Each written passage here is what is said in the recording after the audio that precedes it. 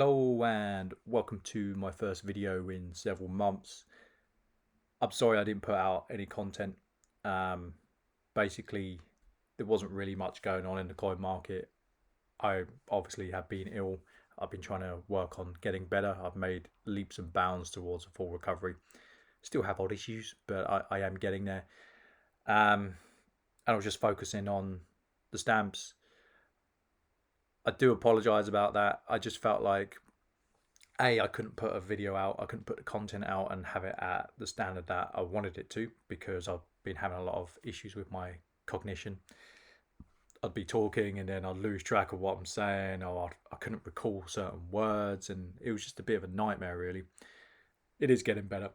I do believe it was nicotine based. Don't know. I have kind of knocked that on the head. Um, so maybe it doesn't matter. The reality is I'm moving towards a full recovery where I'm at. For those of you who got in touch with me and offered your messages of support, thank you. If I didn't get back to you, I'm really sorry. Basically, what would happen was some people would message if I was having a bad day. I'd be like, oh, I'll get back to that. That's really nice of them to message me. And then I didn't. And then after a week has gone, I've completely forgotten about it. And I feel like a piece of shit because I haven't got back to you. Yeah, more embarrassment than anything. But I've always appreciated people who message me, regardless of if it's wanting to trade or just seeing how I am. I'm a very responsive person towards that. I just haven't been that responsive since I've been sick, which is not great, but I haven't forgotten about these messages. In terms of the coin market, it's not been great. It hasn't been great. I haven't really traded that much. I've kept it down to a down low. I will explain why. I do want to pick the videos back up. Like last few months, I felt like the mind was willing, but sometimes not able. So I thought I'll lay low and I'll get back to a better place, and then I'll start cracking on with YouTube. It was never the intention to be like, I don't want to do YouTube anymore. I actually enjoy YouTube. I don't enjoy all aspects of YouTube, but I do enjoy various parts of it, especially the storytelling side of things. And if I'm in a place where I can do it and I feel it adds value, then I will do that. That's certainly not a problem. I actually work a lot less than I used to. So to go back to why I haven't been trading coins, I've just been trading these bad boys. Um, it's not a stamp channel, but I will tell the story of why the coins haven't been coming in. Basically, I've been getting stamp orders in from abroad. They've been taking me 10 days to sort through from top to bottom. And then I've been sending the whole lot off to the Royal Mail, and they've been swapping the bulk of it out, even though they shouldn't have done. And it's just been super lucrative. I think last month, I think I cleared 7,000 profit on stamps. Sadly, that gravy train has dropped me off at the bank. It's now over. The Royal Mail has kind of wised up to what I was doing, and other people. It wasn't just me, and they're not really swapping anything apart from matching heads. And the supply of matching heads has dwindled down to the point. The stamps still make money, but it was the barcoded that was like rocket fuel. So that's why you haven't seen me. That's why I haven't really spoken about coins, because I just haven't been doing them. I've been focusing on the easy money, the low hanging fruit. I would love to say that it's funny. I had this conversation with a gentleman recently who's just started a new business venture, and he was saying, "Oh, I'm going to make this and I'm going to make that," and I said to him, I was like, "Look, I've been in business a long time. It doesn't work that way. You will find a really sweet spot of profit. It's a bit like if you're mining, you'll find a really sweet spot of material, say it's gold, whatever. And you're like, yeah, this is great. You're making money hand over fist. And then before you know it, you've run out and you're back to the day-to-day grind, and it's hard. And so last month, the amount I cleared on stamps, actually last 2 months, I cleared a lot on stamps, hell of a lot on stamps. Those days are gone. I'm going to be go back to the grind. But what those 2 months have allowed me is they've bought me time. They bought me 3 months. They bought me 3 months in terms of income I don't have to find. They bought me 2 months in terms of working smartly and getting the healing in. So I've been jogging I think the last 2 to 3 weeks, let's call it 3 weeks, I think I've been jogging 14 times. I'm nowhere near where I was. I jog 3 kilometers now. I used to jog 10 kilometers, mainly five. I used to do six. I used to jog 6 to 7. Um, I'll do five if I felt okay. I'll jog a bit more. 10 used to bore the hell out of me. Um, but sometimes I used to do it just to push me. We're only going back 3 years, 4 years. Um, I'm now down to 3 kilometers. My body can't run anymore. But I dropped it from 20, I think it was 23 and a half minutes down to sub 18 relatively quickly. So I'm just working on maintaining that standard.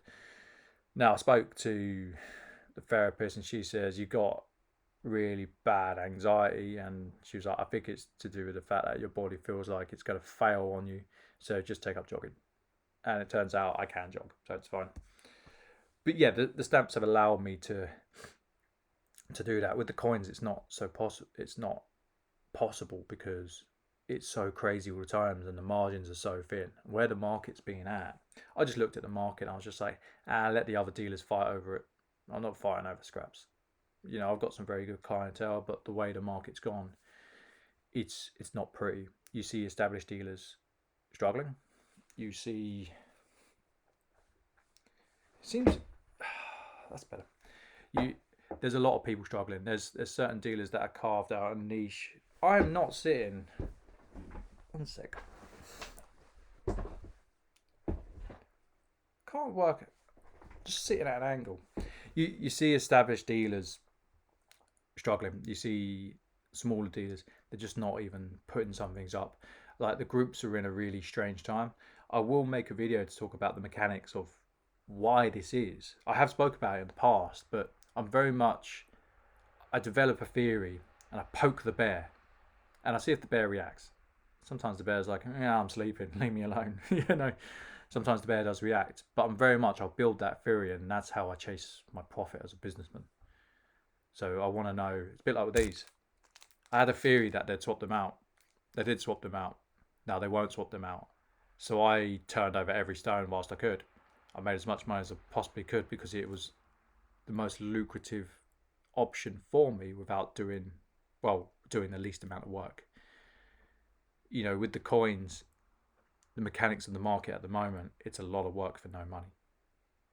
And I'm really grateful because I'm not in that bun fight at the moment. I can just sit it out. I'll wait till the other dealers get wiped out. I see prices dropping and dropping and dropping. The reality is I put coins out. This is a proof lion. It owes me $4.50. It needs conservation. I put it on the market for $4.50. I bought it with another coin that did slightly better than I thought it would. I had it on paper that it would make a certain amount, and I just got it wrong. So I was like, okay, I'll put this up for $4.50. People are wanting it for less than $4.50. That's where the market's at. But I'm in a position where I could say, I'll just hold it. I'll just send it for grading. It's no bother. I'm covering my bills just on the stamps alone. Okay, the gravy trains run out, but in terms of the commemoratives, it's not a problem. I've got 67,000-ish in a lockup, a few towns over. Doesn't matter. It comes to April, I'm just going to ping it on the market. I don't need to worry about the cash flow side of things. You look at the other dealers and they're like, they might have a unit. They might have, if they got a unit, they got rents, they got rates. If it's big enough, they then got VAT. I'm coming off VAT. I just can't do the paperwork anymore. It just makes me want to fill my pockets with rocks and walk into the River Medway. I just can't do it anymore. But there's so many things where I've got the flexibility just how my business is and how I've kind of spread the risk where other dealers don't. There's going to be a lot of kind of the small time dealers who will have to go back to work. Working for the man, awful concept. For those of you who do it, I salute you. I could never do it myself. People always say to me, "Oh, you're brave. You're.